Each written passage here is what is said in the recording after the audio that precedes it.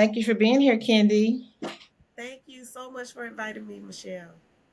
I just want to tell the people a little bit about who you are and why I have you here because you have so much amazing knowledge to share with us. So, this is Kendy Bourgeois. Did I say that correctly? You absolutely did. She is not only a middle school counselor, but she is a licensed professional counselor with her own private practice, and she focuses on mental health for women.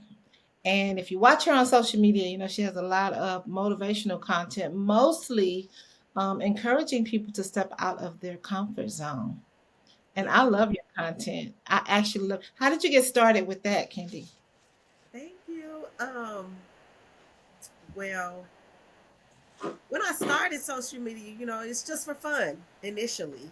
However, when you pivot and try to change up and switch up your content a little bit, then you find that you want to share different things. So I'm in a pivoting era where I am sharing more messages to our population, which is Gen X, to step outside of our comfort zones and really start to kind of figure out some things that we want to do after we retire, when our lives start to change, when the kids start to leave, and your career ends. When those types of things, those transitions start to happen, um, we need to look at doing some different things for ourselves. So, I know you talk a lot about being 50 plus, of course, Gen X.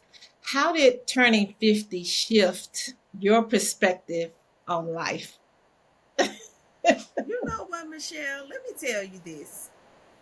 Ironically, the year I turned 50, I did not even realize my birthday is at the beginning of the year. So I did not know what I was walking into. I was excited.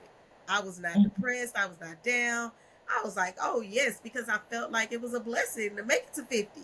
Because, I had a lot of classmates who didn't. So I was excited. I was hype. I was celebratory and walking into 50, Um, that year my son turned 18, right? That was the first transition because him going from young to he's still young but like a young adult, you know moving into a new phase, and then he left for college. So of course Mm, I became an empty nester. yeah, Another yeah. transition. And so being by myself a lot, because I am single, so I was by myself, and I was at first I really thought I was going to be sad and depressed and missing him, and I missed him, don't get me wrong. Mhm, But there was mhm. this newfound, I was like, I have time to do some things. I have time to do some things for me. I have time to do some things, that I want to do. um but that year of 50 is the year my mom started to decline in her health as well. So Mhm. I was going back and forth home a Yeah. lot, you know.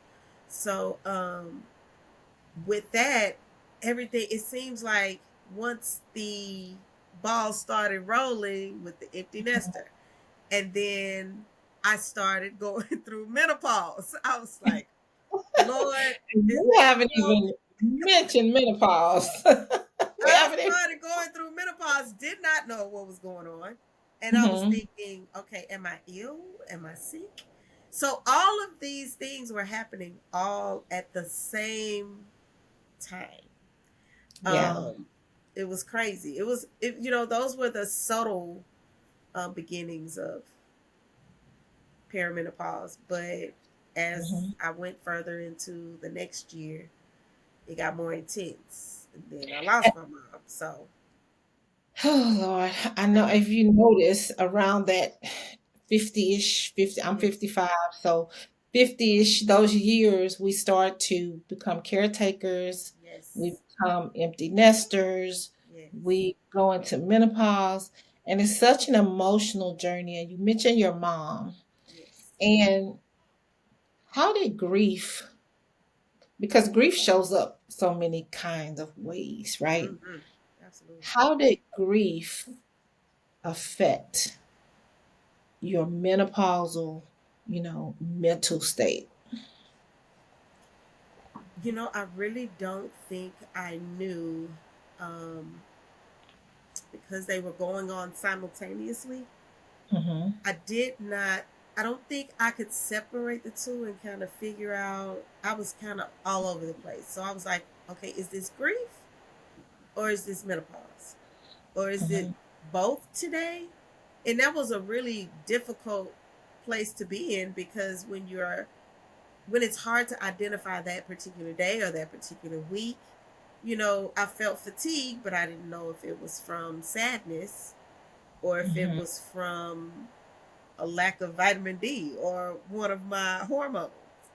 Mm-hmm. So, the majority after that year, after I lost my mom, it was so deeply layered that it was hard to kind of pinpoint until I got to a point physically to where I said, I don't feel physically well. So let me address the physical part as well as the mental, because I went into therapy soon as my mom passed, because I knew I was going to need it, maybe about a month after. So I Okay. was addressing the mental, but then I was still feeling bad. So I said, okay, you need to maybe figure out the physical and then try not to figure them both out at the same time. At the same time. So grief, I know, that's difficult for you in Mm, terms of the physical. I know we're gonna get into that. But in yes. terms of the physical, you said because you go through the mental part, right? Oh my God, And yes. the physical thing. So what did you do physically to help manage your stress during that time? I can say the first step was documenting. I started to document what was going on with Mm-hmm. me, with my body, with my mind, with my activity level, with, what I was eating, what I was doing physically, like everything. I just started documenting so that I could get a better picture of what to tell someone if I went to get some type of help. So that was the first thing I did, because I wanted to be clear, because I'm not a big fan of Western medicine. So I wanted to be sure that I did my own research and, things that I identified, myself before I walked in, because I wanted to walk in not with just problems. I wanted to walk in with, some solutions or some answers to possibly, could this help me or could that help me? So I Yeah. finally went and got my hormones checked, Mm-hmm. figured out options that would help, because of course I was depleted in everything, all, you know all levels. My vitamin D was low, which is common among African Americans, of course, but Mm-hmm. I was depleted in all of the, female hormones: progesterone, estrogen, testosterone, and that Right. was really showing up everywhere. So I Mhm. got that checked, and I did HRT and changed my life. Hormone Okay. replacement. Now, Yes. I have not gotten to that yet, and I haven't experienced that Okay. quite yet, but it's a thought, right? I need Yes. to learn more about it. And I think a Absolutely. lot I like when you said that you document. Talk Yes.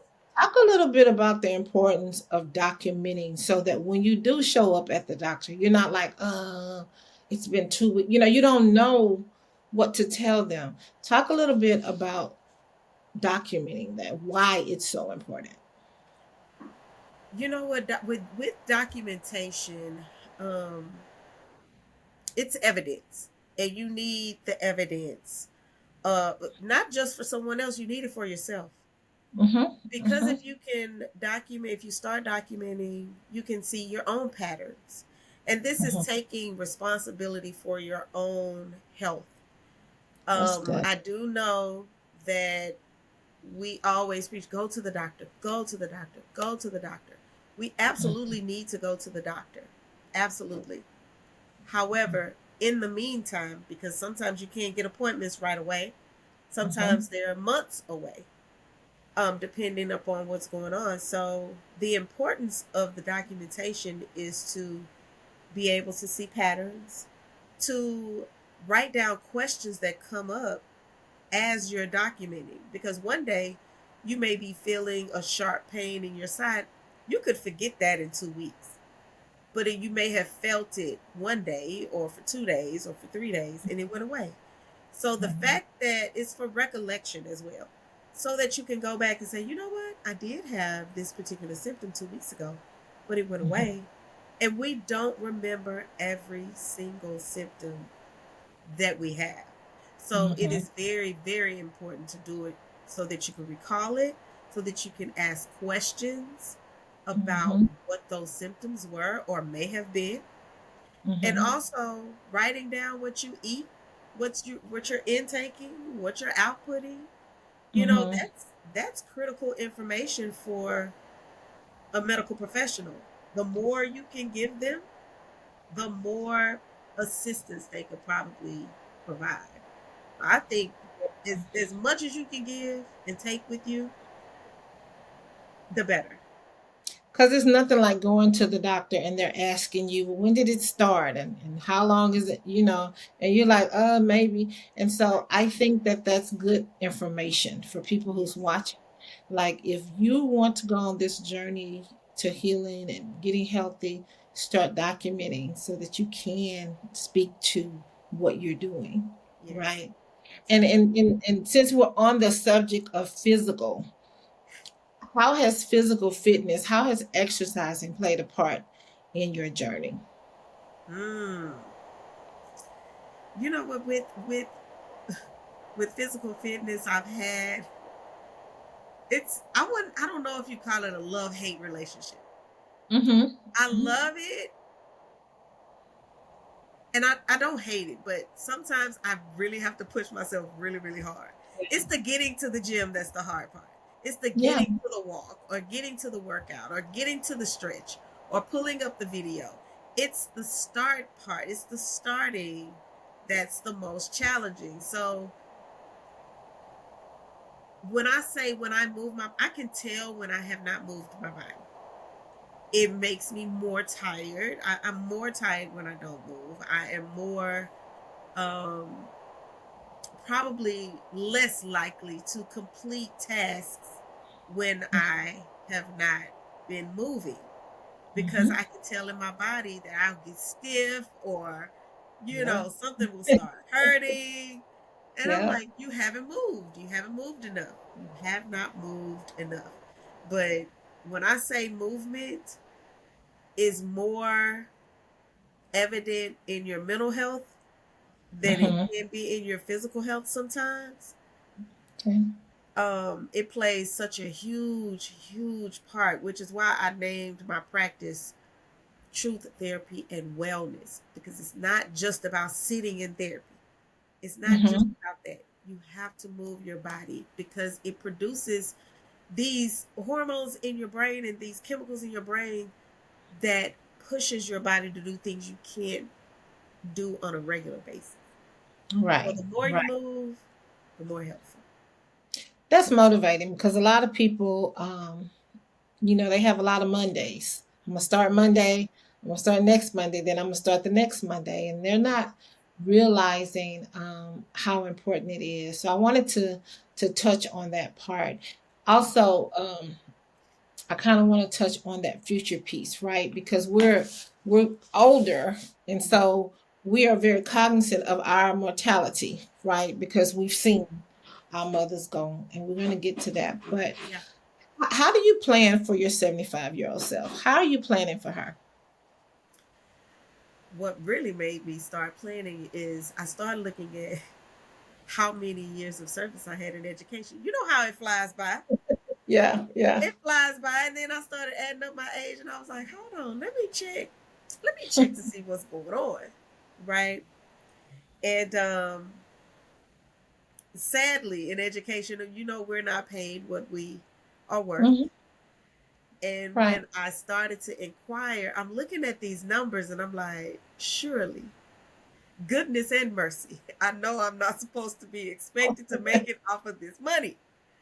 You right? can't. You cannot. So thinking about not just income, what do you want to do on a daily basis? What do Mm-hmm. you want your lifestyle to look like? What Yeah. what do you want to physically be able to do? Do you want to be able to pick up your own groceries and take your own self to the store, take your own self to dinner, travel? Do you want to do that? Do you want to spend time with friends? Do you want to It's like you have to look at all categories of your life when you're planning for 75.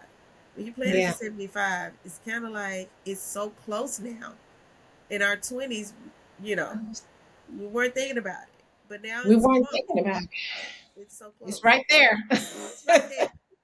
It's It's right there. right You can see there. it. You can see it.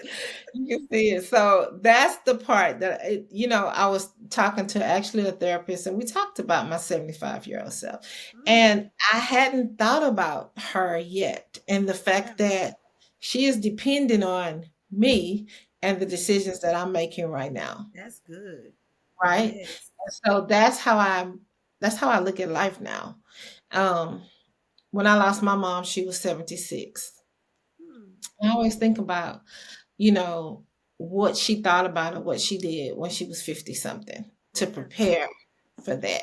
And it doesn't take a long time. I wanted to touch on grief, and Yeah. I wanted to know, how did grief change you? Like, what parts of you are not existing anymore? Ooh. As Because I'm still processing it, because I'm Mhm. still going through different phases, Mhm. I have noticed that I believe the first year I lost my mom, there was a disconnect. There was a disconnect to where I don't think I was fully in the grief process. I was sad, down, missing her. However, it is shifting. It changes. I don't like when people say, "Oh, it'll get better," and I do know people say things when they don't really know what to say. But what is a guarantee is that it changes, and it changes differently for everybody. Mhm. Knowing knowing that I'm ill only in year 2, actually, being in year 2, I noticed that year 1, I didn't really realize what I had lost. And the deeper you get into the grief journey, Mhm. you start to realize what you know what's Exactly. gone, what will no longer be, or even some things that I wanted to be that would never be. You know what I mean? So Mhm. it has changed. It has changed the way that I've always been a communicator. So it Mhm. hasn't changed how much I speak up. I've always spoken up, but it Yeah. changes. It changes the maybe the way I deliver something, because I Mhm. really want the message to resonate, or to Mhm. land properly, or even to land more lovingly, because life is short. It's short, it's very delicate, and we never know when it's going to be the last time we see someone. Yeah. So it's made me think more about, or process more about, what, how, when something Mhm. is said, um, or communicated to someone, for sure. I've heard people say, once they lost their mom, that disconnect happens. That's going to happen. But they feel like, and I'm probably one of those people who felt like I was just alone in this world, even though you're not. Even though you know that you're not. You have your children, you have your Right. friends, but there is nothing that can replace or even come close to making you feel good about the love of a mother, especially one you were close to. And I always find myself saying, well, I'm not, because some people were not close to their moms. Hmm. Um, and I get that. But I'm speaking on the level of when you were friends with your mom and you called her and you told her everything, and she Hmm. gave you those things. I think that's the part for me that was devastating in a Yes. sense. And as I go on and as I accomplish things, I always feel like I don't have anybody to tell To tell. that. So I think that's kind of where I am with the Yeah. grief. In terms of what you would say as a licensed professional counselor, what kind of advice would you give someone who is beginning um, a grief journey? Yeah. Um, I think my advice would be to take your time. Not try to rush the process, not try to feel a certain way, or not trying to look at a definition to say, oh, this is where I am. This is what I should be feeling, or this is what, someone said I will feel. It's whatever you feel at that moment. Sit in that and accept that as your personal journey.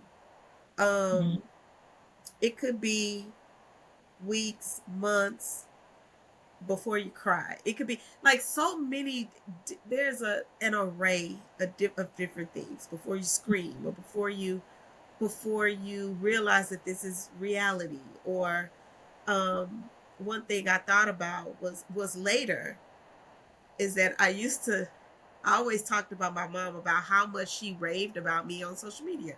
And I'll be like, Mom, don't do that. You don't have to do that. You don't have to say that. You don't have to say all of that. Because my mom was this extremely proud, super Mhm. proud mother. Because Yeah. she was 15 when she had me. I Yes. was, her only child. And of course, I was the first to go to school, and the first grandchild, and all the first, and the first niece. So she Mhm. was extremely proud, and she was always like, my daughter, she has a master's degree. It was so funny because Yeah. Yeah. and she would go on and on. However, now looking back, I'm like, I've literally lost my biggest cheerleader in this lifetime. Like, That's it. that was the cheerleader. I could be doing horribly, I could Mhm. be failing up the river, Yeah. but she would make sure it was, I'm so proud of you. I'm so, and keep going, keep doing it. Just always encouraging, always motivating. But you do realize different things at different points in the journey. But my advice would be to really appreciate. It's hard to appreciate it when you're in it, but Mhm. wherever you are, don't try Mhm. to rush out of it really, really quickly when you're early in your journey. It's Mhm. it's no need to rush. Take your time, give yourself grace, because it's a huge loss. Anybody you lose close to you is a huge, huge loss. And it is a journey. It's no end to it. It's Do you no know what I end. mean? It's not like it's like, oh, in 2 years you're gonna be fine. Right. So yeah, I'm so glad that you gave that advice. I want to kind of transition a little bit from grief, and I want to talk to you about some of your social media content because Okay. you really are encouraging, and you encourage women who are of a certain age to kind of step out of their comfort zone. Talk a little bit about what it takes. What does it mean? Who's comfortable? What does it mean to step out of our comfort zones? Yeah. Most of us are comfortable. Most of us, Hmm. we know when we are stretching. We know when we are like, wait a minute, should I do this? Should I not Yeah. do this? We Uh-huh. all know where we are pushing the envelope. However, Mhm. it's this little thing called fear. That Mm. fear will keep us in that comfort zone. Even when we've talked about stepping outside of it, we've talked about doing something different. We'll talk to our friends about certain things, but we just won't act on it. And I Mhm. feel like I think I made a TikTok about, I think I was on live. I was on live and I did a snippet and I said, right outside of the comfort zone is where magic happens.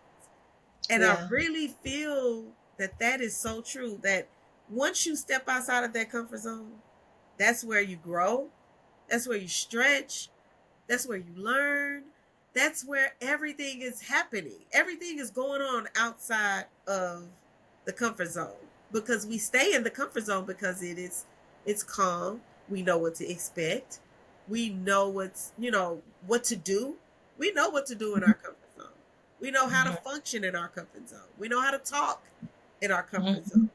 But just like somebody who does not do public speaking, right? Mhm. And they say, I'm not doing any public speaking.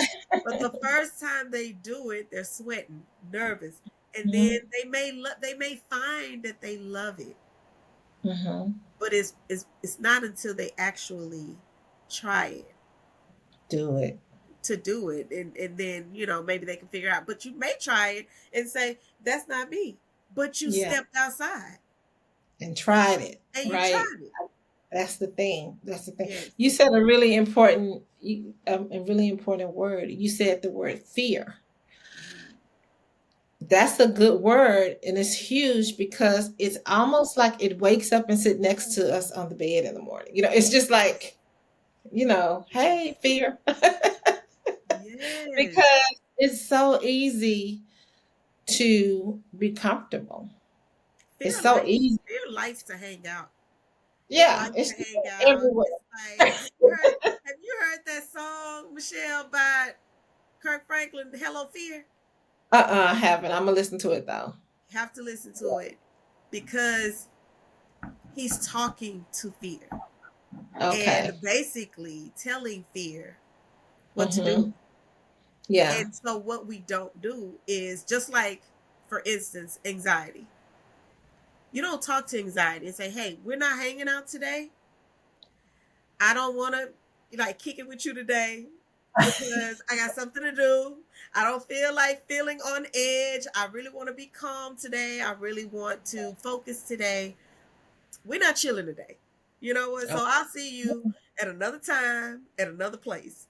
So it's yeah. kind of like you have to talk to fear like that. Hey, hey. Or you can say, you can come with me, but we doing this thing anyway.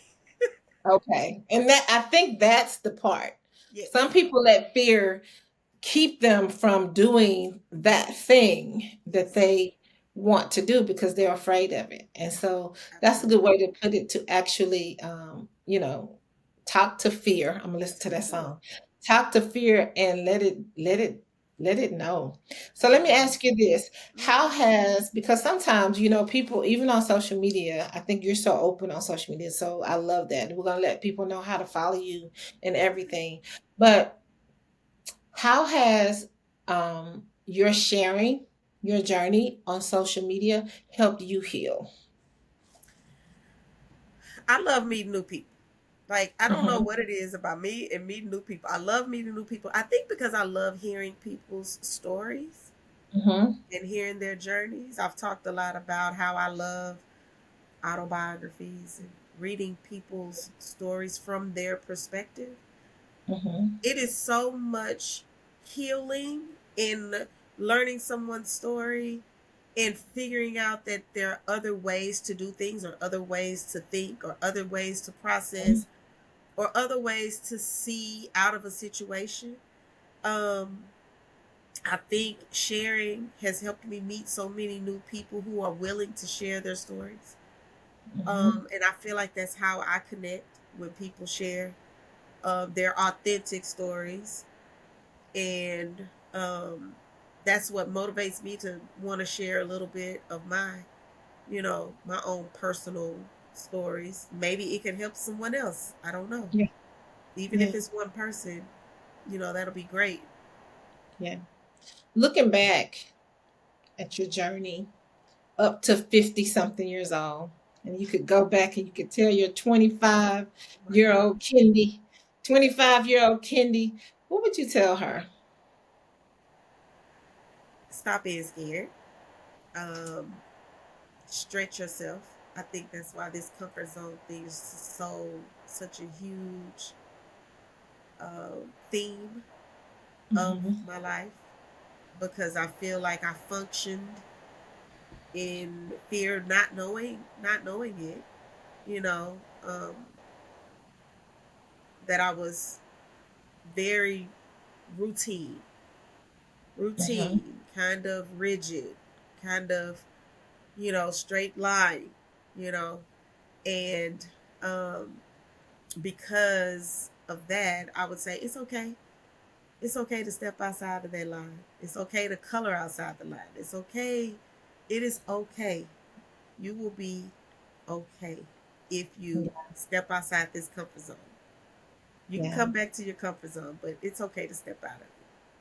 We're pretty much taught from an early age not to color outside those lines.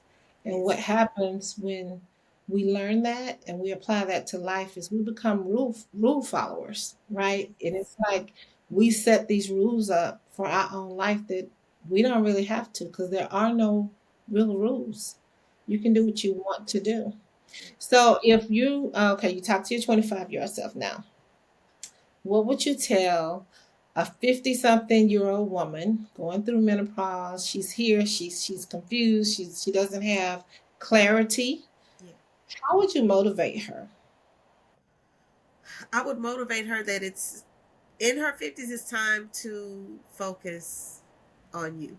Because a lot of time, women in their 50s, they've been focused on the children, they've been focused on career, they've been focused on spouses, they've been focused on all the other things. But it's time to, I would encourage them to, it's time to focus on self, because look at the amount of time that we possibly could have left here Mm-hmm. on this side. So the time to focus on yourself is now.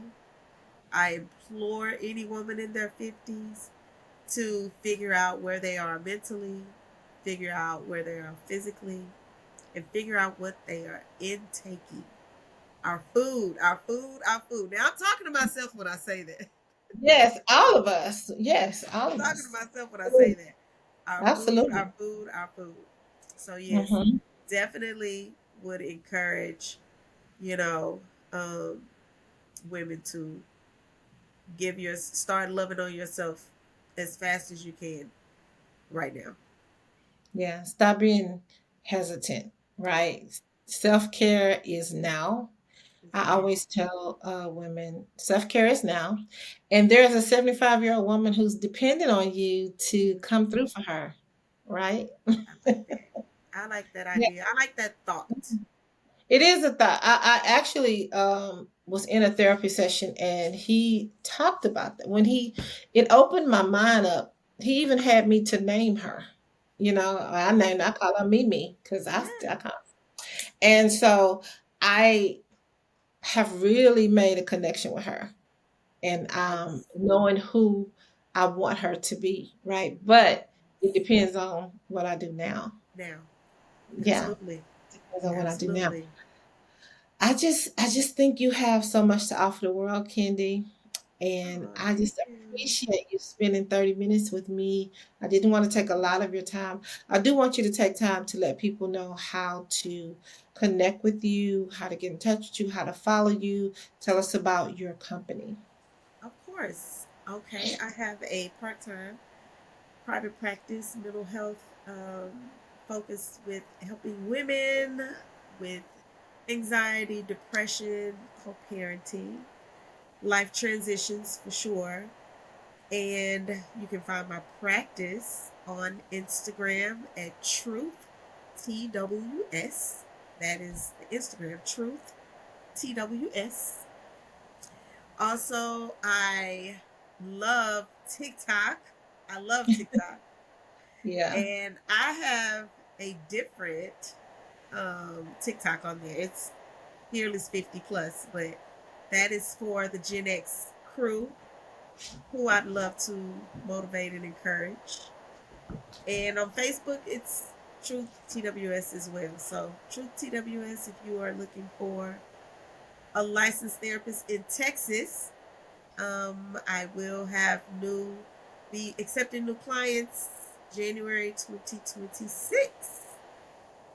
That is amazing. Congratulations on just the career that you're having. Thank I'm you. not going to say that you had because you're still in education, but Yes. uh, the career that you have in education plus the career that Yes. you have outside of education and the way that you're pouring into other women, I think is admirable. I Thank think you. that what you're doing is amazing, and I love to listen to you and follow you and try to engage in everything that you do. So if y'all see her, make sure that you're engaging with Kendy. Kendy, thank you so much for being here. And this is one of my this is my little love child, something I like doing in my 50s I love that it. I didn't get to do earlier. It's Yes. something, I just enjoy doing it. I'm not, trying to have a million followers and blah, blah, blah. I Yes. just enjoy learning from other people about their journey. So I appreciate you being here. Thank you so much for having me, and I appreciate this platform. Noteworthy Chatter is on the map, and I am excited about everything it is now and it's going to become because you just engaging with us and asking about our journeys is important for us as women, as black women, as Yeah. and I know you see men as well, but when we get a chance to engage and share with one another, Hmm. it's a blessing all the way around. So I just appreciate you inviting me. I was like, what, me? Yes, of course. Of course, because what you have is good stuff. So thank you so much, Kendi. Thank you. I appreciate you so much. Okay.